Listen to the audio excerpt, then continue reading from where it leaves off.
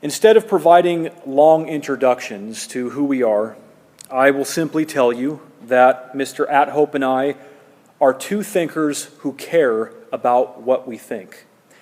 Mr. AtHope and I are good friends. We are both autodidacts. That means we're self-educated people. And we frequently hold conversations with students on college campuses. He is not feeling well today. He has a cold. He's tired. He's pulling through. He's a champion. So he will be going first. And without further ado, I yield the podium to him. Hello, I am Damien AtHope. And I want to ask a question. What is homelessness? Is it simply a lack of a shelter, such as a covering over one's head? If so, is someone who is standing or sleeping under a bridge or under some other type of covering no longer homeless? I would think not, but then again I am wondering, what is it to be homeless? What does it mean when you say homelessness? If it is having a shelter on all sides, are those in a box or are those in a tent no longer homeless? I still cannot see that that is adequate, and it to me cannot be considered to be a correct use of the term. Therefore, it must be more than a covering. Is it not? Homelessness seems to be a deeper issue that is underlying the issue. A state of living, a state of experience that must be involved outside just the aspect of shelter. Therefore, homelessness would seem to not simply mean you are sheltered, as one can be sheltered by squatting in abandoned buildings. And that mere shelter, the elements being removed, would not convince anyone that you are no longer homeless. Could it be that when we are saying home, it is something more than a place? Is it not a feeling of safety, a measure of well-being? What does it mean to be homeless? Is it security? Is it comfort? As a sheltered aspect seems clearly inadequate for the term, seen in how many people who even get temporary housing can still be considered homeless. So shelter does not remove the status that one holds of homelessness. Homelessness could then be said to involve maintaining regular, safe, secure, adequate personal residence, not only for one's person, but one's things. Then I wonder, do we know what this deeper issue is that is obviously hiding behind the loaded term homelessness? Do we really know what it is? We must, at some level, know. Most people can hear the word homelessness and feel that they are sure they know what the word means. Do they not? Homelessness, it would seem, attaches to a condition of risks and crisis. Simply, help is needed ASAP. That well-being is in violation. However, do most people think about this, meaning this deeper thing, or do they just use the convenient label as a provided term to classify others who are not living to the accepted norm of society? Is it a label of oppression? Are these people who are seen on the boundaries of society good or worse, not even part of the society by being homeless. Ask yourself, are homeless seen as part of society or not? If not, why? This makes me wonder, is there something that one must do, one must be, or one must have to be added to a part of the society? If there is, how can we not ask who gets to decide what that is? And why do they get to decide? Next, the question that should be asked, it seems to me, is the justification. Is there an adequate into society, an adequate thing that makes you part of society? And is it truly an ethical one? Or is it arbitrary? Or is it just an aspect of authority, of power, driven by no ethical standing at all? If it is that acceptable to a society?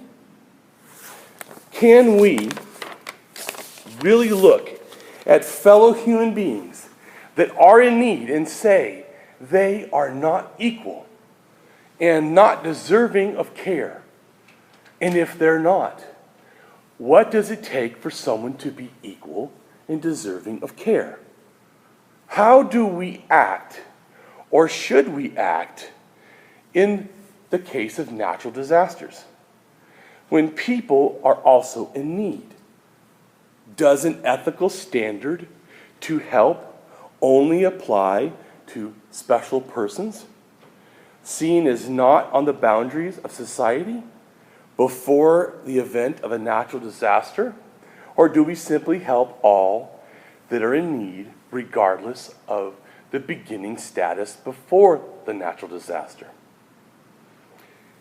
If we can see an ethical motivation to help sometimes regardless of one's status, regardless of having to fit a criteria, why and how do we ethically justify that this is a limited standard for an ethical society? Is it a lack of awareness to only see and expressed occasionally? If such a persuasion is true, to me it is not temporary. It's not a thing. Instead, it is a deeper truth of the ethical concerns of a societal behavior in general. Therefore, again, I am back thinking, what is homelessness? I see the name homelessness itself as one of the problems.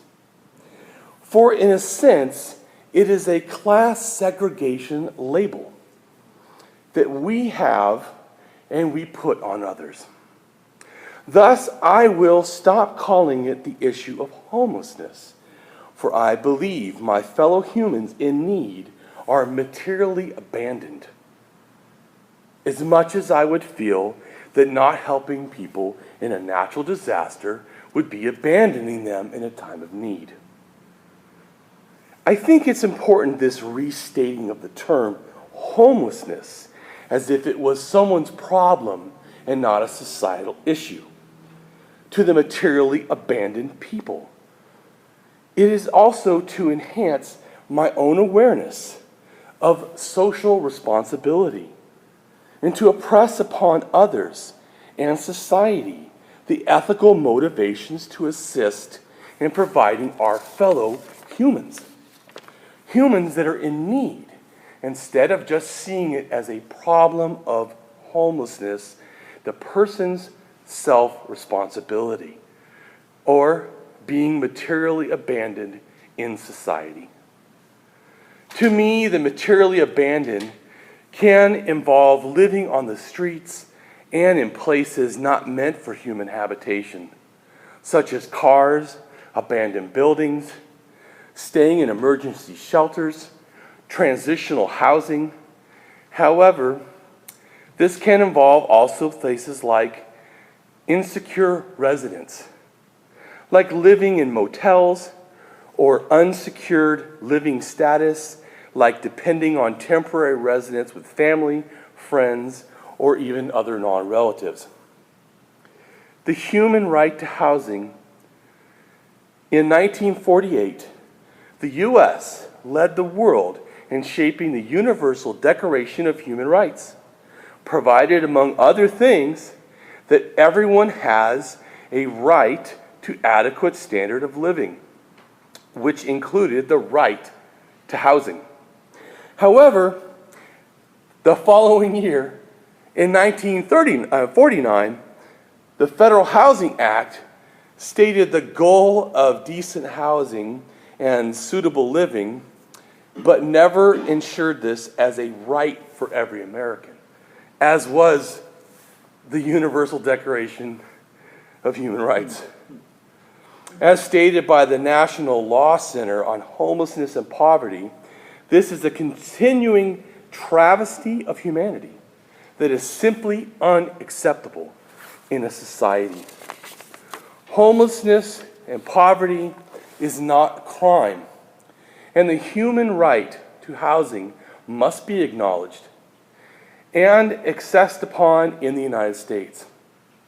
On Monday, May 11th, 2015, the United Nations Human Rights Council reviewed America's compliance to the human rights obligations, raising concerns about the criminalization of homelessness and the criminalization of poverty, as well as a lack of adequate housing throughout America.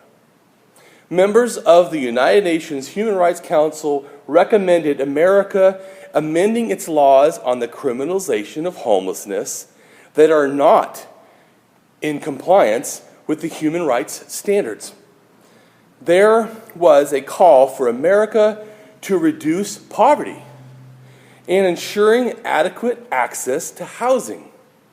This included specifically addressing discriminatory housing conditions, and numerous countries called on America for ratifying and implementation of the International Covenant of Economic, Social, and Cultural Rights, including the right from 1948 of the right to housing, and addressing the police targeting and brutally attacking homeless, poor, and minority communities.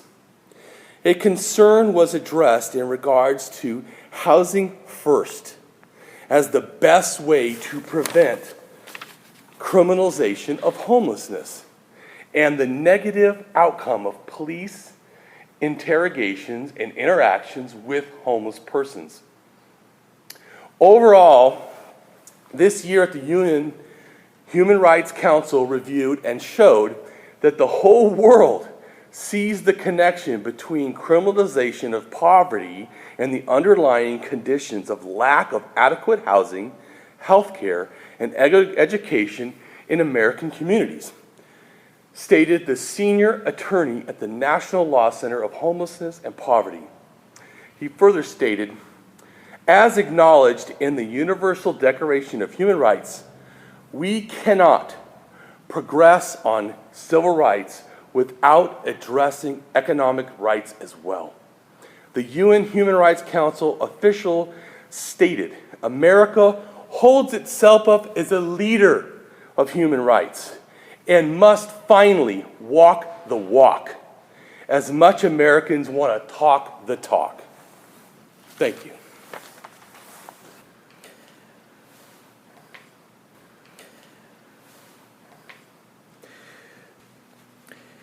It would seem that the question of the philosophy of homelessness would first demand an explanation of philosophy itself. But I'm not going to talk about what philosophy is, as this would require another kind of conversation in which philosophy was the central topic. I'm merely going to talk about what I believe the philosophy of homelessness to be. As I perceive it, the philosophy of homelessness is an understanding of what homelessness is and why homelessness exists. What does it mean to be homeless?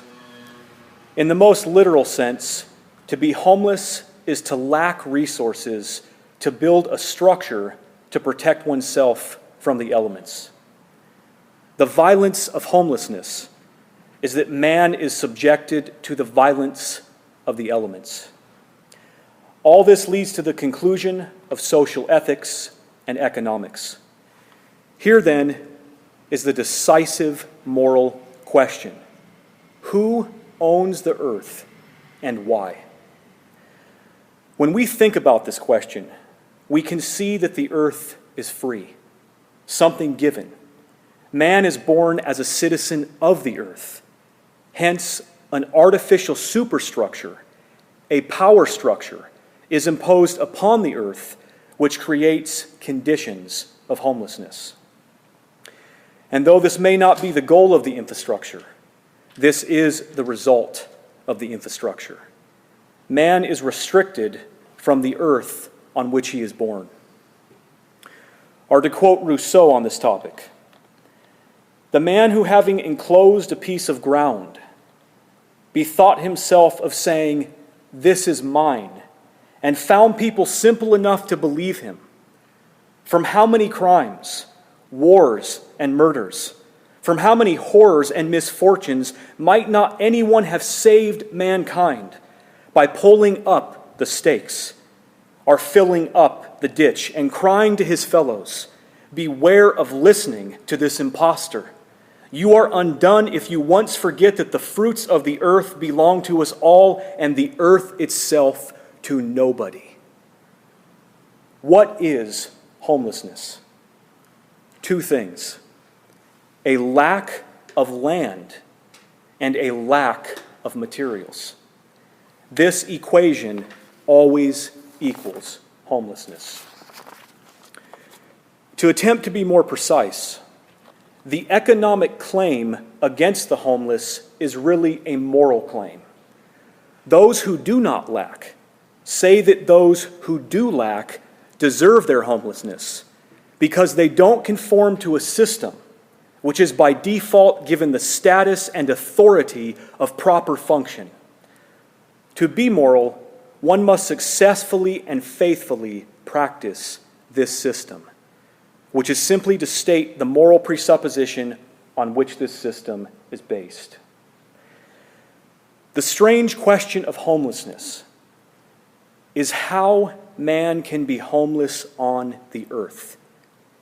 The answer is that he is the victim of an artificial system that is imposed upon the earth.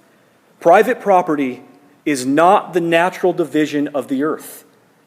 In order to tackle the problem of homelessness, therefore, it would seem it is necessary to deal with this artificial system. That is to say, the problem is systemic and must be dealt with systemically. Why are people disturbed by homelessness?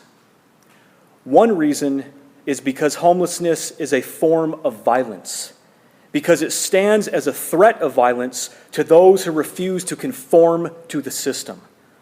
Homelessness comes before us as an ultimatum. Look what happens to those who don't obey.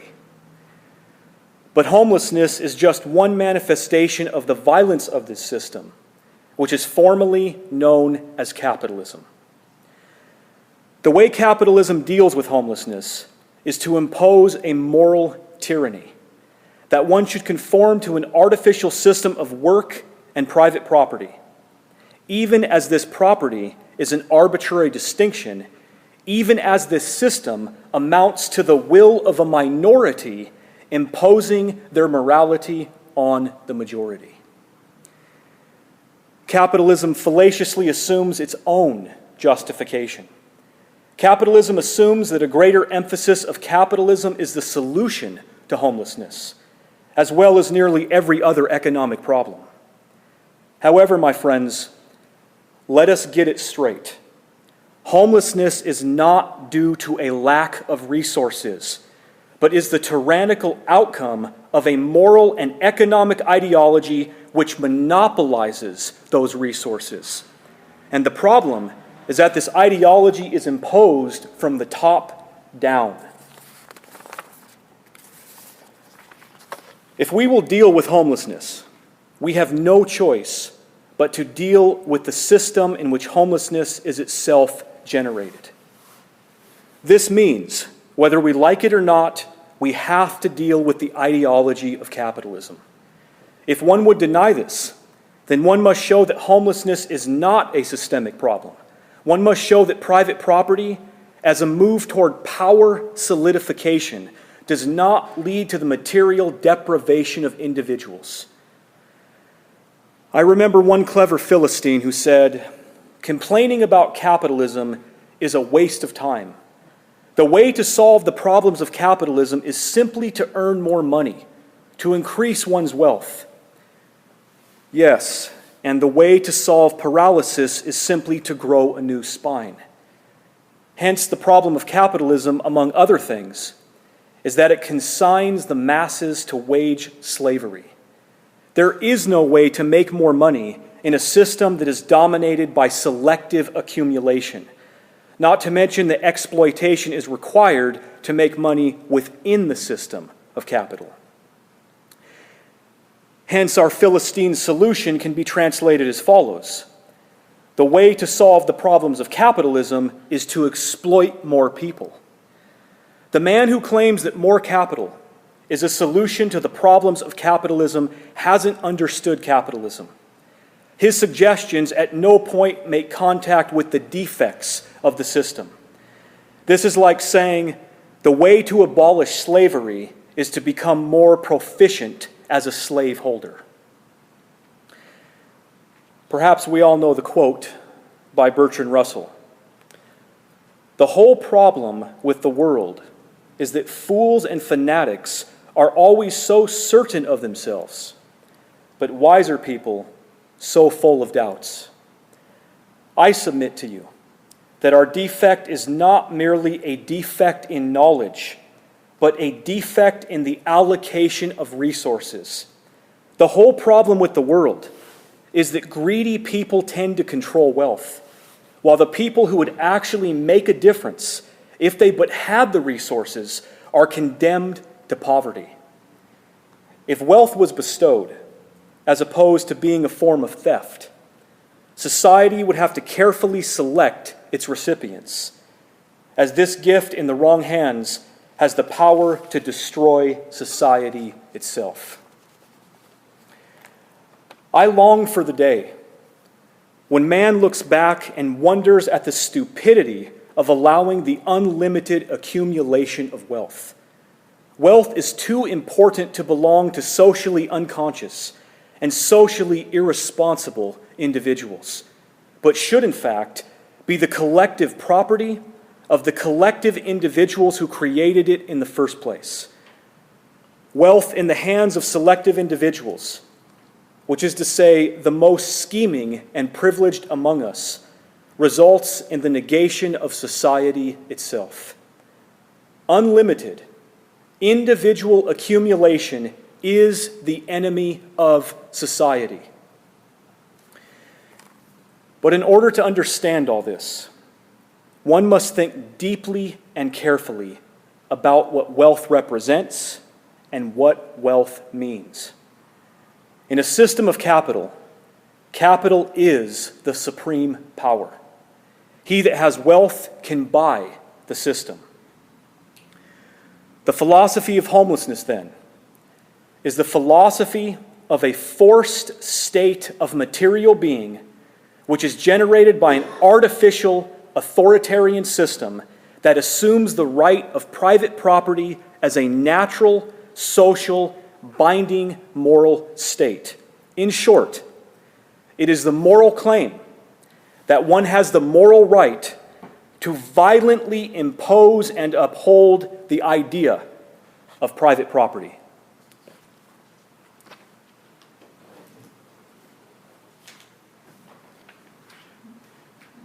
You and I talked before about this idea of this term of homelessness, being a derogatory term. It's like a loaded term. And when we talked about this idea of material, what was the word used? Material abandoned. Material abandonment. Materially abandoned, yeah. So I thought of another term that captures this. Material deprivation. And this term holds that there is a person or group that is doing the depriving. An agent is responsible for the deprived person's deprivation. And so instead of it just being like a thing that happens or befalls the person, it holds that there is a person responsible. And the interesting thing is that the earth does not impose deprivation on man. Man imposes deprivation on man. So if we have material deprivation, we have people responsible that are ultimately doing this. Well, I definitely agree that people are doing this. I mean, people are making a choice. That's why I said I think that the term itself is a flawed term because it makes it sound like all you need is to have a covering and you're good, when we all know that's actually nothing close to the case. That the term is saying home is saying something more than just four walls. I mean, it is saying something about safety and well-being, and I do think that the well-being is being attacked, by the society itself. Like I said, what does it take to be part of society? Obviously, it's following the rules of what society says is important, which is like you said, that we're supposed to fall in line. We're supposed to do things a certain way, and that ones that do not are suffering because they've earned the suffering. It's a moralistic thing, but it's backwards. The moralist should be that we care about everyone in society, and these people are. I mean, just think of this: are they Americans? Are homeless Americans? If we'll go to other countries and fight for Americans not to be killed, or we'll trade people, or we'll go to war to rescue people, but we have people in our own streets and we don't care to rescue them? Yeah, I think the point you're making is that, yes, it's been set up as though it's something that's moral, but really it's immoral. Yeah, it's not. Yeah, it's an immoral It's not thing. moral. Yeah, I agree. It's a pseudo-morality. It's something that that looks like it, supposed to trying to make it sound like it, but it's nothing of the kind. It's not a moral thing. It's an immoral thing, supported by trying to say that it is moral. Yeah, when I thought about this topic, I wanted to penetrate to the very heart of the topic. I wanted to get behind to the very ethos of what is causing this, what is contingent on, and that's what brought me back to this idea of private property. Because I thought of how insane it is to live in a world where an individual who's born onto the earth, which is essentially, it's just here it's just here. And that yet there are power structures that divide the earth up and telling people that they can't sleep here, they can't do this, they can't do that, because we're selling these things for prices so that people can gain more, so they can have more power, whatever it is. Well, and most of it was done by violence. I mean, we now sell the spoils, as if it's an ethical thing, but, we took this land by violence. Every land that practically is that people were on, had a thing of violence. Nations and like you said, private property from the beginning has been nothing but power and violence. And it just continues today. Now it's just, we have, if people don't follow the rules in this system that's been set up through violence, you're then considered to be the violence itself. In other words, I think that society sees homelessness as a violence against society, not the other way around. So I think it's completely opposite, because they see anything that it reminds me of the manifest destiny. We have the right to do whatever we want. Anyone that goes against this manifest destiny is committing violence. So Indians who fought back as we're stealing their land, they're the violent ones, not us. Well, that's because there's this moral infrastructure set in place as to the way this should be. I would like to do something that's exceedingly important here. It will beg your attention. It will beg your attention as well, but it's important because if I introduce this quote by Rousseau, what it will do is it will center the very basis of what we're talking about here. Rousseau wrote a discourse. It was called On the Origin of Inequality. He wrote it back in the 1700s. Rousseau was a French philosopher. And in this discourse, he found that inequality originated from private property. And what he does, he gets behind the very thinking in this quote. The rich man, thus urged by necessity, conceived at length the profoundest plan that ever entered the mind of man. This was to employ in his favor the forces of those who attack him, to make allies of his adversaries, to inspire them with different maxims, and to give them other institutions as favorable to himself as the law of nature was unfavorable. With this view, after having represented to his neighbors the horror of a situation which armed every man against the rest, and made their possessions as burdensome to them as their wants, and in which no safety could be expected either in riches or in poverty, he readily devised plausible arguments to make them close with his design. Let us join, said he, to guard the weak from oppression, to restrain the ambitious and secure to every man the possession of what belongs to him. Let us institute rules of justice and peace, to which all without exception may be obliged to conform. Rules that may in some measure make amends for the caprices of fortune by subjecting equally the powerful and the weak to the observance of reciprocal obligations. Let us, in a word, instead of turning our forces against ourselves, collect them in a supreme power which may govern us by wise laws. Rousseau says, all ran headlong to their chains in hopes of securing their liberty, for they had just wit enough to perceive the advantages of political institutions without experience enough to enable them to foresee the dangers. The most capable of foreseeing the dangers were the very persons who expected to benefit by them. And even the most prudent judged it not inexpedient to sacrifice one part of their freedom to ensure the rest, as a wounded man has his arm cut off to save the rest of his body. Such was, or may well have been, the origin of society and law, which bound new fetters on the poor and gave new powers to the rich, which irretrievably destroyed natural liberty, eternally fixed the law of poverty and inequality, converted clever usurpation into unalterable right, and for the advantage of a few ambitious individuals subjected all mankind to perpetual labor, slavery, and wretchedness. I call this the rhetorical and moral authoritarian foundations of private property. And what it is, it's that these people learned that they make the masses believe that in protecting their interests, they are actually protecting their own.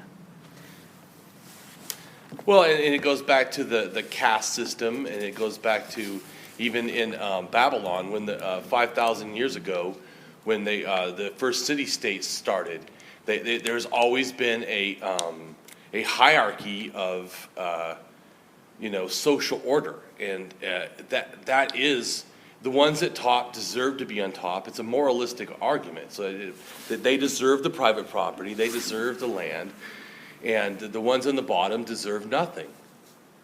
And I think that we think that we're not in that system today, but we are. We are in that same system where someone who's rich, we think somehow that they deserve more. They have more rights. Even if we don't say that, it's how they're treated. I mean, the police will treat them differently than they'll treat someone who's homeless. I mean, it really, they're the same human. And the fact is that because of that, like you said, it is not an arbitrary thing of why this is happening. It's not like an accident. It's an outgrowth of the thing itself. When I've thought about this, why this is put in place and why this is so easy to put in place, what it occurs to me is that this narrative plays on the individual's desire for power. The ego is the central component which is ultimately being manipulated in this process. The idea is that the privilege that one individual has is available to all individuals, which is in fact a lie. That's actually a lie. That's not the way the system works. That's not the way the system can work. It's impossible. The people that ultimately have a large amount of material possessions, the reality is that I do not believe you could have a large amount of material possessions without being an immoral person. The moment you have a large amount of material possessions, you become more responsible. So this is a famous argument that David Hume used regarding theism against God. He said, is God all powerful? Then why does he not prevent suffering? Maybe he's not all powerful. Is God good? Then why does he not prevent evil? Maybe he's not all good. Now you can use this in the context of people who have large bodies of wealth. And you can say, why do they not prevent suffering if they have the ability and the capacity to prevent suffering? They're not doing it. The answer that comes back is because it's a moral indictment against them ultimately. They get those goods by exploiting a group of people and monopolizing a group of people so that they can obtain that wealth. And then once they obtain it, they do not take responsibility for what they ultimately have. Well, that's what I'm saying. I think that from the beginning, like I said, even 5,000 years ago, the order of society has always been this structure that the ones that have the means deserve it, and the ones that don't deserve it. Like in India, where they call people unclean. You know, the fact that a human can be unclean. But isn't that what we consider homeless? Unclean? I mean, whether or not they're actually clean. Marx in the Communist Manifesto said that the history of all societies has hitherto been the history of class struggles. Yep. Which is correct. It's accurate. And as we saw with Rousseau back in the 1700s, he already understood this. He separates a class struggle very simply by saying it's the poor and it's the wealthy. And the people with wealth can actually buy the system because they have the resources to use propaganda, to do what they need to shape the morality, everything else. And the reality, though, is that the problem of class struggle, it still exists today. It's just become more subtle. And we see it when we see homeless people. We can see very clearly this is a form of class struggle. The question that haunts me is how we can know this. We can become conscious, and we've been conscious for hundreds of years if we have understood Rousseau, and yet the ruling class, the individuals with wealth, still manage to dominate the system. That is astounding to me. But I think, like you said, it's a lie. We're sold the lie that we can eventually, if we work hard enough, we can eventually be at this level where we're getting all the benefits of the system. Because that's the whole goal, is to get the benefits of the system. We want to be at the top. We want to make the money. We want to be rich. Everyone thinks that they're going to be future rich, or maybe their children will be, or their children's children. Eventually, we'll get that thing. There's another thing about this moral ideology that people hold on to condemn their fellow human beings. This is another real problem with it, I think, and that is that the individuals who hold this morality, this defective morality, they think that they have arrived at those moral conclusions themselves. They do not realize that they have been programmed through a society that is dominated by a wealthy group of people who infiltrate that society with propaganda and instill ideas into people's heads so that people think they're arriving at a morality which is theirs, but it's not really theirs. The morality that they have has actually been instilled in them, but they feel this great sense of power in condemning these people. You know, the homeless person, they can bring themselves up by saying, at least I'm not that. And whenever you get this idea that things are self-reliant, self-determination, pulling yourself up by your own bootstraps mentality, then you get the idea that these people are where they're at because of something that they did, not because of a systemic social problem that they got thrust into. Well, and I think another thing too is that people, no matter if they're suffering, we like to be better than someone else.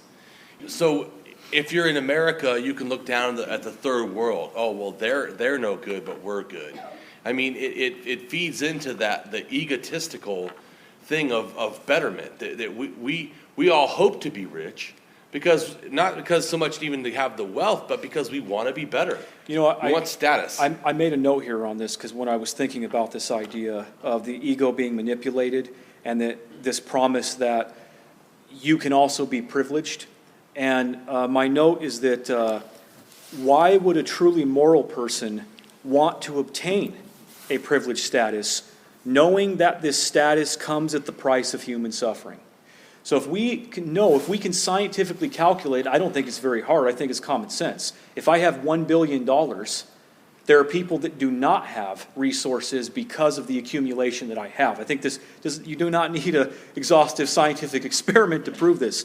If this is the case, it means that my accumulation, my privilege is resulting in human suffering. If I'm a moral person then, I have to ask the question, why would I want to obtain a privileged status if I know that status is going to increase human suffering? Right, but that's what I'm saying. I think that, like, I had this one person, I said that I believe that the minimum wage should be $25 an hour across the board. And he said, well, he's a truck driver and he makes 21. And I said, well, then it will be a raise for you. And he said, well, I don't want that raise if everyone else gets to have that raise too. This thing of somehow others have to be, that's what I'm saying. It's a class system. Someone has to be below me for me to have finally arrived. Yeah. He would rather not make it a couple extra dollars if anyone else is actually making the same. Rousseau makes that point by the end of On the Origin of Inequality. He makes that point that the pleasure that is obtained from the individual is a pleasure where the individual can contrast himself with the impoverishment of his neighbor. And he even makes the point that would that status even be desirable to a person if that contrast was no longer there? He's that aware of it. I ask myself the question is, if we know this, if we have a consciousness of the circumstances and we don't want things to be this way, why don't things change? And when I ask myself this question, I realize that the answer has to do with authority. You brought up authority in your introduction. Yeah. It has to do with an inability to resist authority, to question authority, and instead just fall in line with authority. So, because there has to be an explanation why this has gone on for so long and continues to go on, that so many people get screwed over, and yet there's a minority that are living privileged. Why has that gone on for so long? I think it's because of this inability to resist the authoritarian maxims or declarations or ideology that's put forth, and so people they go along with it. And I don't think that we really have hope until we get to the point where we learn how to challenge authoritarian premises, to get behind them. And this was Marx's entire solution to the problem, was to induce education or induce consciousness by means of education. So that when the consciousness comes in, you can then start to band together in solidarity and fight the system, basically.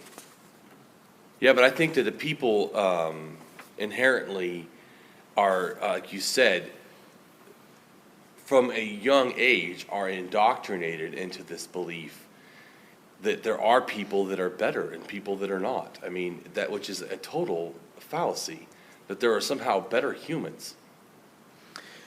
I also think that what is holding this system in place is legislation.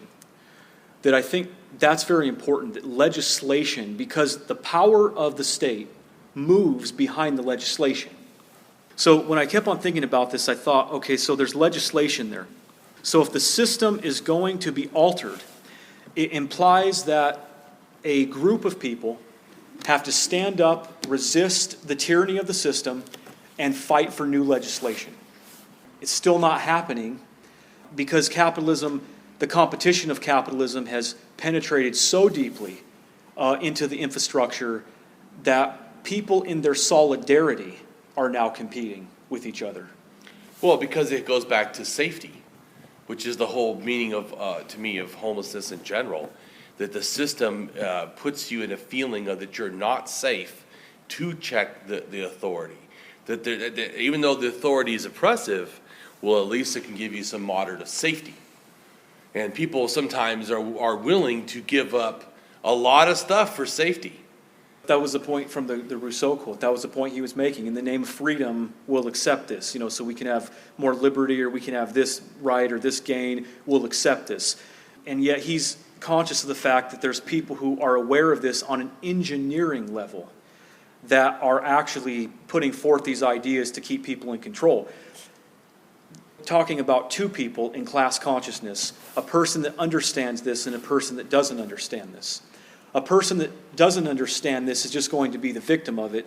A person that does understand this is going to be burdened by it and very possibly seek to resist it, to ultimately change things. Well, I do agree that the system itself is actively, trying to legislate laws even now to affect homelessness. I mean, look at how there's some states or areas or cities where it's illegal to feed the homeless.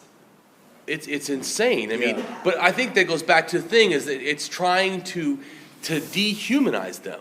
Yeah. It's saying, like bears or something, don't feed the bears, don't feed the homeless, like as if somehow, I guess, they'll die off. I mean, it's just travesty that. Well, this goes back to what I was saying. They legislated. Yeah. People have legislated that it's wrong, it's illegal to feed the homeless. But it goes back to the wrong. The reason they're saying it's illegal, they're trying to make it more argument, because what else could it be? It's wrong to do this because then they'll keep being homeless or keep needing food. I mean, there's some thought that's behind that action. But I think that it goes back to the same thing, that we need to look down on these people. It's the indoctrination done by laws. It's because it's saying it without saying it. It's basically saying no one should respect homeless as actual people. These are animals or something. Which is another reason why we should be conscious of social ethics, of the nature of society, which goes back to two axioms that determine the nature of society that we would have. One axiom is competition. That is the axiom that favors a wealthy class. And then there is the sane axiom, which is cooperation, which is ultimately mutual aid. Yeah. Which is the whole entire essence of society itself. You can't even have a society without mutual aid. And it was Kropotkin that championed that in his book, Mutual Aid, defending that from the distortion of survival of the fittest. He wanted to prove that mutual aid is actually the superior thing. Also, I believe it's Susan Fiske, who is a sociologist, has demonstrated scientifically that diversity outperforms ability. Now, when you have a conclusion like that, you cannot hold on to this idea of independence or competition anymore, because it's been nullified by evidence that shows that cooperation can create something better. And we know that from a very simple analogy. Can you build a giant skyscraper by yourself? Can I build a skyscraper by myself? No. To build something truly big, truly monumental, it takes a society. To live in a more pleasant circumstance, I would need other people, so I have an interdependence with them that would ultimately increase my own abundance in life, in living. And so those two axioms, I think, lie at the very heart of things. Does one start out with the idea that competition is the high value, or does one start out with the idea that cooperation or mutual aid is the high value? Which I think comes into question of what's values and how do you assess value. You have to be able to assess what is the proper value. And if you're talking about society, to me, it automatically means the societal well-being. But societal well-being can't happen. Doesn't it seem like that's contained in the very word society too? I think so, Yeah, yeah. it just seems like in the very Working word together, I mean. yes. Because, I mean, you wouldn't call just a group of marauders a society. That's it. Our time is up. Thank you for listening, everybody.